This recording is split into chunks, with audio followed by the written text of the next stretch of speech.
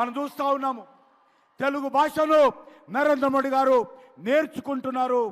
తెలుగు వారు చేస్తున్నటువంటి ప్రసంగంలో అక్కడక్కడ తెలుగు పదాలు కూడా నేర్చుకొని ఎంతో కష్టపడి ఎంతో బిజీ ఉన్నప్పటికీ కూడా ఒక దిక్కు భారతదేశము, ఒక దిక్కు ప్రపంచం గురించి కూడా ఆలోచన చేస్తూ చివరకు మన తెలుగు భాషను కూడా నేర్చుకునేటువంటి ప్రయత్నము మన ప్రియతమ ప్రధానమంత్రి గారు చేస్తూ ఉన్నారు.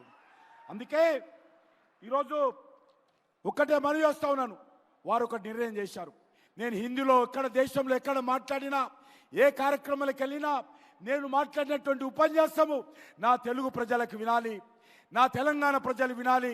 దానికోసమే ఈరోజు వారి ప్రసంగాలన్నిటిని కూడా తెలుగులో వినే విధంగా వారు మరి అందుబాటులో తీసుకొచ్చారు. కాబట్టి నేను మీ అందరినీ కోరుతా ఉన్నాను, మీ ద్వారా యావత్తు తెలుగు ప్రజలకు, తెలంగాణ ప్రజలను కోరుతా ఉన్నాను, నరేంద్ర మోడీ గారి ఉపన్యాసాలు తెలుగులో వినండి. ఈరోజు వారు నమో ఇన్ తెలుగు ట్విట్టర్లో మనం వెళ్ళినట్లయితే మొత్తం ఉపన్యాసాలన్నీ కూడా తెలుగులో ఉన్నాయి. కాబట్టి ఆ ఉపన్యాసాలన్నీ కూడా వినాల్సిందిగా యావత్తు తెలుగు సమాజానికి, యావత్తు తెలంగాణ సమాజానికి నేను విజ్ఞప్తి చేస్తా ఉన్నాను. వారు ఎంతో ఈరోజు తన ప్రసంగంలో తెలుగు భాష ఉండేందుకు వారు ప్రయత్నం చేస్తూ ఉన్నారు.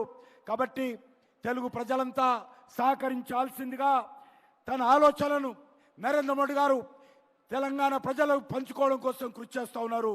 కాబట్టి నేను మరొకసారి నరేంద్ర మోడీ గారికి హృదయపూర్వకమైనటువంటి ధన్యవాదాలు తెలియజేస్తూ వచ్చే పార్లమెంట్ ఎన్నికల్లో నరేంద్ర మోడీ గారిని ఆశీర్వదించాల్సిందిగా, భారతీయ జనతా పార్టీకి అండగా ఉండాల్సిందిగా, తెలంగాణలో ఉన్నటువంటి 17కు 17 సీట్లు భారతీయ జనతా పార్టీ అభ్యర్థులను గెలిపించాల్సిందిగా కోరుతా ఉన్నాను.